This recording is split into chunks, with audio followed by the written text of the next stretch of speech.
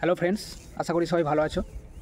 তো আমি তোমাদের জন্য এই ভিডিওটা তৈরি করলাম, যেহেতু সামনে লেডি কনস্টেবল ইন্টারভিউ শুরু হবে 22 তারিখ থেকে।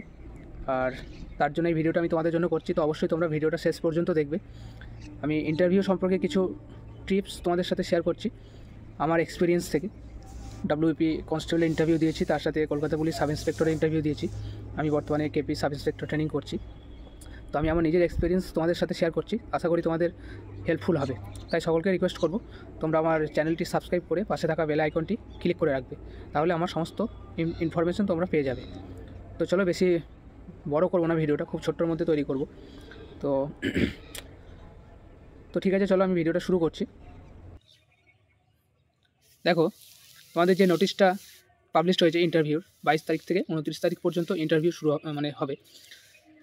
তো 13 তারিখ থেকে তোমাদের অ্যাডমিট কার্ড ডাউনলোড করতে পারবে তোমরা। আর তার সাথে নিচেই তোমাদের ডকুমেন্টগুলো লেখা আছে, কী কী ডকুমেন্ট তোমরা নিয়ে যাবে, সেটা আমি তোমাদের সাথে একটা জাস্ট একটা আলোচনা করে দিই। আশা করি তোমরা সবাই জানো, তাও একবার বলে দিই। দেখো, নাম্বার 1 হচ্ছে প্রুফ অফ এজ। অর্থাৎ এজ প্রুফ তোমাকে নিয়ে যেতে হবে। এজ প্রুফ মানে কি? মাধ্যমিকের অ্যাডমিট কার্ড। এজ প্রুফ হলেই হবে। মাধ্যমিকের অ্যাডমিট কার্ড হচ্ছে সবথেকে ইম্পর্টেন্ট এজ প্রুফের জন্য। 2 নম্বর হচ্ছে সার্টিফিকেট ও মার্কশিট, অর্থাৎ তোমার মাধ্যমিকের মার্কশিট সার্টিফিকেট নিয়ে যাবে। আর তার সাথে তুমি যদি হায়ার এডুকেশন যোগ করতে চাও, তাহলে উচ্চ মাধ্যমিক বা গ্র্যাজুয়েশন যেটা আছে, উচ্চ মাধ্যমিকের মার্কশিট সার্টিফিকেট, গ্র্যাজুয়েশনের মার্কশিট সার্টিফিকেট। তো 3 নম্বর পয়েন্টটা দেখো, 3 নম্বর পয়েন্টটা দিয়েছে কি, দার্জিলিং ও কালিম্পং জেলার যে সমস্ত ক্যান্ডিডেট থাকবে তাদের জন্য কিন্তু ডোমিসাইল সার্টিফিকেট নিয়ে আসতে হবে। সাব ডিভিশনাল অর্থাৎ SDO অফিস থেকে ডোমিসাইল সার্টিফিকেট নিয়ে আসতে হবে। 4 নম্বরে হচ্ছে গোর্খা, ঘারওয়ালি এবং রাজবংশী, এই কমিউনিটি সার্টিফিকেট লাগবে। ঠিক আছে, গোর্খা, ঘরওয়ালি, রাজবংশী কমিউনিটি সার্টিফিকেট লাগবে। ঠিক আছে। As applicable mandatory for those candidates who took relaxation in physical measurement, অর্থাৎ যারা PMTর সময় যারা এজ রিল্যাক্সেশন নিয়েছেন তাদের জন্য কমিউনিটি সার্টিফিকেট নিয়ে আসতে হবে। 5 নম্বর দেখো, 5 নম্বর হচ্ছে কি, কাস্ট সার্টিফিকেট, অর্থাৎ SC ST ক্যান্ডিডেটসরা অবশ্যই কাস্ট সার্টিফিকেট নিয়ে আসবে। ঠিক আছে। তারপরে 6 নম্বরে OBC R OBC A OBC B, এটা কি বলেছে দেখো, OBC A OBC B certificate issued by the competent authority under government of West Bengal, অর্থাৎ পশ্চিমবঙ্গ সরকারের আন্ডারে যে OBC সার্টিফিকেট তৈরি করা হয়েছে, তো সেটাকে অবশ্যই দেখাতে হবে কাস্টের জন্য। আর 7 নম্বরটা কিন্তু খুব ইম্পর্টেন্ট, ভ্যালিডেটেড বা রিনিউড OBC সার্টিফিকেট, অর্থাৎ কি যাদের OBC A সার্টিফিকেট আছে এবং OBC B সার্টিফিকেট আছে তাদেরকে অবশ্যই কিন্তু রিভ্যালিড বা রিনিউ করতে হবে। অর্থাৎ কি, একটা ডেট দিয়ে দিয়েছে 1/1/2022, 1/1/2022 আগে পর্যন্ত যাদের OBC সার্টিফিকেট আছে, মানে যাদের ইস্যু করা আছে, তাদের কিন্তু সকলকেই কিন্তু রিনুয়াল বা রিভ্যালিড করে আনতে হবে। আমি তোমাদেরকে একটা ভিডিওতে কীভাবে রিভ্যালিড বা রিনুয়াল করতে হয় সেটা আমি তোমাদেরকে বলে দেবো। ঠিক আছে। যাদের OBC সার্টিফিকেট যাদের 2022 সালের পর করা, তাহলে তাদের কিন্তু রিনুয়াল বা রিভ্যালিড করতে হবে না। আবার যাদের হয়তো 6 মাস আগে রিভ্যালিড বা রিনুয়াল করা আছে তাদেরও করতে হবে না। এটা আমি তোমাদের পরের ভিডিওতে ক্লিয়ার করে দেবো। 8 নম্বর দেখো, EWS সার্টিফিকেট, এটাও কিন্তু নিয়ে যেতে হবে ইন্টারভিউতে, EWS সার্টিফিকেট যাদের আছে। 9 নম্বরটা খুব ইম্পর্টেন্ট, যেটা হলো নো অবজেকশন সার্টিফিকেট, অর্থাৎ কি, যে সমস্ত ক্যান্ডিডেট হয়তো এর আগে অন্য কোনো গভর্নমেন্ট জব করছিলে, তো সেই সমস্ত ক্যান্ডিডেটদের সেই ডিপার্টমেন্ট থেকে NOC নিয়ে আসতে হবে এবং সেটা ইন্টারভিউতে সাবমিট করতে হবে। এটা একটা খুব ইম্পর্টেন্ট একটা ইস্যু, NOC। তো এটা ছিল তোমাদের ডকুমেন্ট, আশা করি তোমাদের ক্লিয়ার হয়ে যাবে। ছোট্ট একটা আলোচনা করলাম। তো এরপরে চলো আমি তোমাদের জন্য কিছু কমন কোশ্চেন বলে দিই। ডকুমেন্টগুলো তোমাদের ক্লিয়ার করে দিলাম। এবার আমি খুব অল্প কিছু বলছি ইন্টারভিউ সম্পর্কে। দেখো, কনস্টেবলের ইন্টারভিউ একদম পুরো বেসিক নর্মালভাবে হয়। ঠিক আছে, চিন্তার কিছু নেই।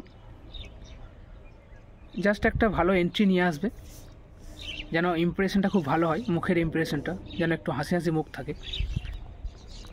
এটাই হচ্ছে সবথেকে আসল। ফার্স্ট হচ্ছে দেখনদারি, তারপর গুণবিচারী। প্রথম দেখাতেই যদি ভালো লাগে তাহলে কিন্তু সে অনেকটা মার্কস পেয়ে যাবে।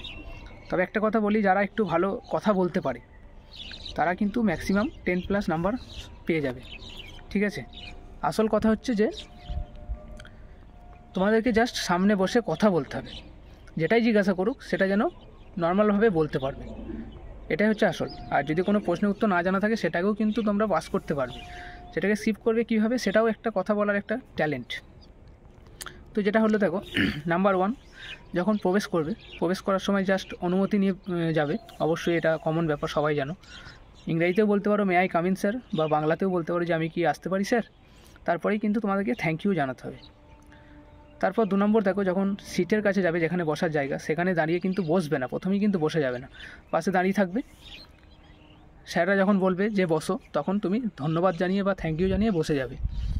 আর যদি না বসতে বলে, যদি দাঁড়িয়ে দাঁড়িয়ে কোশ্চেন করা শুরু করে, তাহলে তখন নিজেকে একটা পারমিশন নিতে হবে, স্যার আমি কি বসতে পারি বা আমি কি বসবো, এরকম একটা গলার ভয়েস তোমাদেরকে নিতে হবে।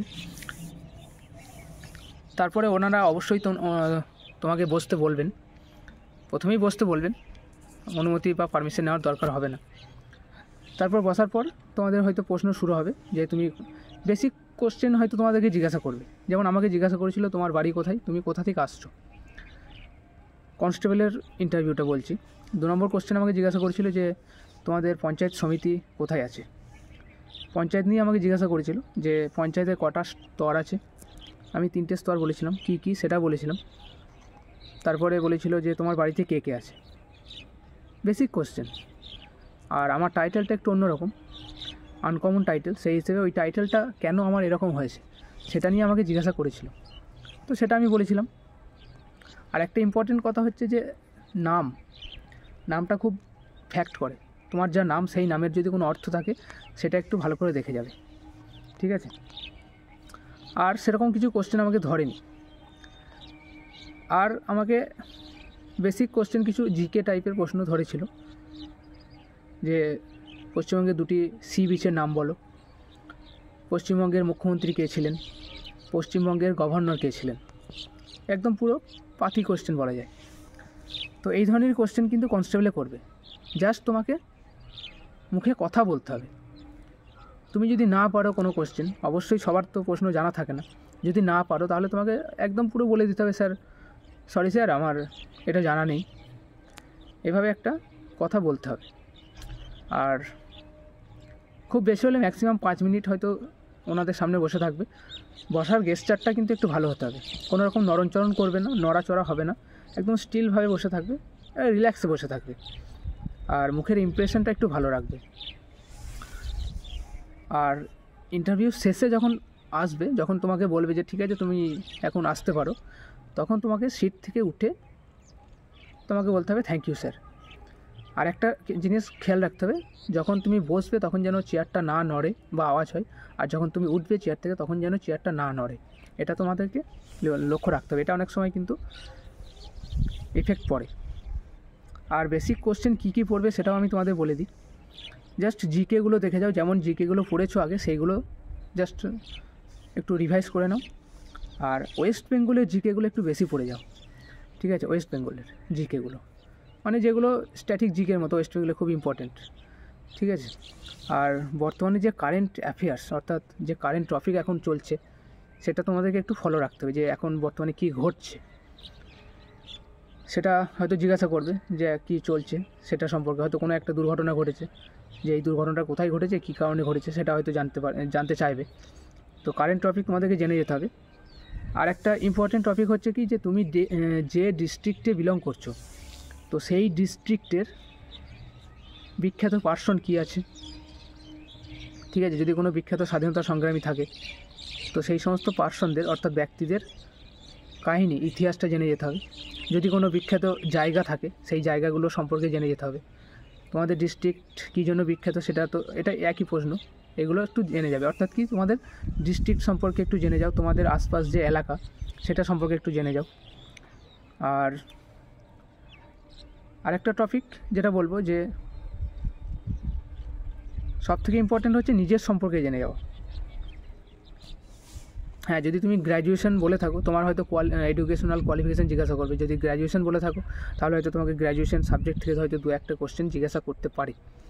ঠিক আছে, আশা করি করবে না, অত টাইম নেই, মানে জাস্ট রিল্যাক্সে যাবে, রিল্যাক্সে আসবে, কোনো অসুবিধা নেই। আশা করি সবাই 10+ পেয়ে যাবে। আর সেরকম কিছু প্রশ্ন মানে ইন্টারভিউ প্রশ্ন পড়ার মতো কিছু নেই। ঠিক আছে, জাস্ট ঐতিহাসিক ঘটনাগুলো দেখে যাও, মানে জিকে যেগুলো পড়ছো এগুলো। আর যেটা বললাম ডিস্ট্রিক্ট সম্পর্কে জেনে যাও, ওয়েস্ট বেঙ্গলের ভৌগোলিক পরিবেশ যেটা, ইতিহাস সম্পর্কে জেনে যাও, নিজের চারপাশ এরিয়া সম্পর্কে জেনে যাও। ঠিক আছে, পঞ্চায়েত সম্পর্কে একটু জেনে যাও, তোমাদের পঞ্চায়েত সম্পর্কে একটু জেনে যাও, পঞ্চায়েতের যে জিকেগুলো রয়েছে সেগুলো একটু জেনে যাও, তাহলেই হবে, আর কোনো কিছু পড়ার দরকার নেই। তো ভিডিওটা অনেকটা বড় হয়ে গেল। ঠিক আছে, তো তোমরা অবশ্যই ভিডিওটা দেখে নিও, অনেক হেল্পফুল হবে তোমাদের। আর আমি আর কিছু বলছি না, ভিডিওটা আমি এখানেই শেষ করছি। থ্যাংক ইউ বন্ধুরা। আর একটা রিকোয়েস্ট করবো তোমাদেরকে, অবশ্যই ভিডিওটা শেয়ার করে দিও তোমাদের বন্ধুদের কাছে, যাতে ওরাও দেখতে পায় এবং তাদের একটু হেল্পফুল হয়। থ্যাংক ইউ বন্ধু।